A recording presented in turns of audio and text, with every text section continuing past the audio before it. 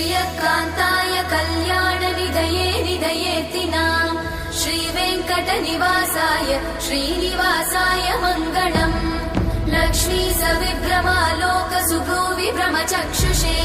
चक्षुषे सर्वलोकानां वेङ्कटेशाय मङ्गलम् श्रीवेङ्कटाद्रिशृङ्गाग्रमङ्गलाभरणाङ्गये मङ्गलानां निवासाय श्रीनिवासाय मङ्गलम्